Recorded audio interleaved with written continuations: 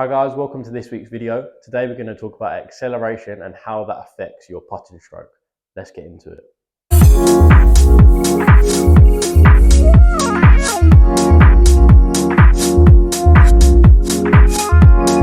So when we're talking about acceleration, we want all of our acceleration to be during the backswing and sort of in the transition. When we come to impact, we want there to be zero acceleration, okay? Now the whole idea of that is you want to build up energy and then let it coast. So you can see by the time we get to impact, there's zero acceleration.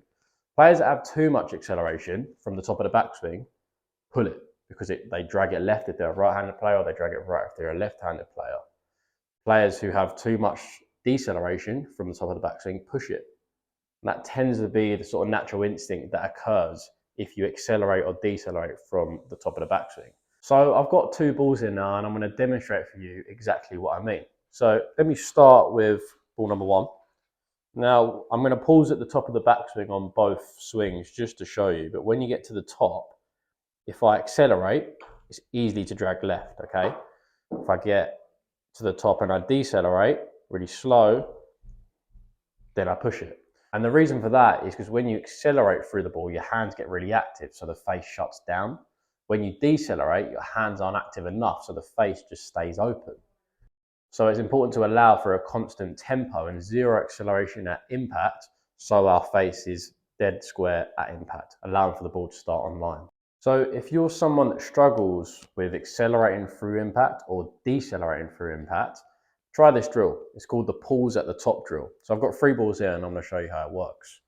So find yourself sort of a 3 to 6 foot putt, and then you can probably extend it further when you get used to it. But what I want you to do is keep everything consistent. When you get to the top, I want you to pause for 2 seconds and then go, okay? Reason for that is because if you're someone that accelerates too much through the ball, you'll really rush this section, really rush the transition, and we really don't want to rush the transition.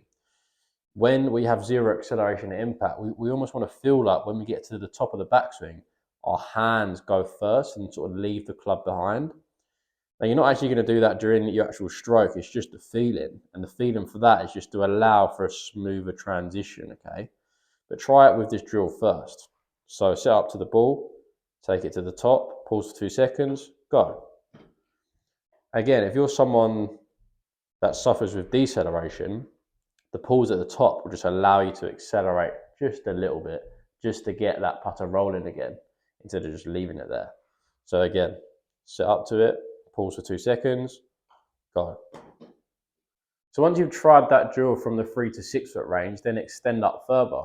Go 10 feet, 15 feet, 25 feet, and on all of the putts, make sure you're pausing at the top for about 2 seconds. So then you're really focusing on the transition. Reason that we're focusing on the transition is because if you're quick in the transition, you're going to be quick at impact. If you're slow in the transition, you'll most likely be slow at impact. So it's important to ensure that you have a nice amount of tempo and rhythm through the transition phase to allow for zero acceleration at impact, which, as we know, causes the ball to start on line as the face is going to stay square. That's really important to note. Once you've grooved it in with the pausing at the top, go back to your 3 foot and then just try it without the pause. Really try and feel like, instead of pausing there and going, try and put it in all one motion, okay? And then again, progress further. Start 3 feet, go 6 feet, progress up. Another good way that you can focus on your tempo and timing is to use a metronome. Now, Google has a metronome. You can just type in Google metronome, set it to 85 beats per minute, and that's generally a good sort of tempo to keep your rhythm at. And on each click, you're trying to hit the click at the top and the click on the through swing. So then if you accelerate too much, you'll be ahead of the clicks. If you decelerate, the clicks will be ahead of you.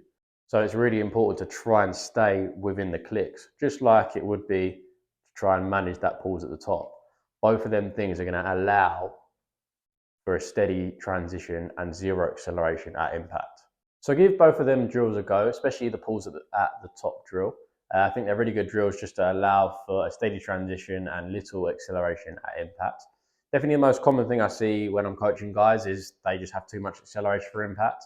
And having too much acceleration obviously unsteadies the face because it makes your hands too active, but it's also harder when it comes to pace putting. If you can really focus on having zero acceleration at impact and a steady tempo, when you come to have different length putts, your feel's then much better. And when your feel's much better, your pace putting then is much better as well. So it's not only good for starting online, it's also good for pace putting, okay? And that's what I think you'll see a lot with the guys on tour, how steady their tempo is and how consistent it is, just because it's constant. There's no real acceleration or deceleration. And that's why they're so good at not only starting it online, but they're also very good at pace putting as well. So I hope you found that video informative and enjoyed it. Any questions about the video or the drills, just drop them in the comment section below. Like the video if you could, subscribe to my channel as I'm going to be rolling out weekly videos just around about putting, and I might get out on the course soon as well. So yeah, stay updated to that, and I'll speak to you soon. Cheers guys.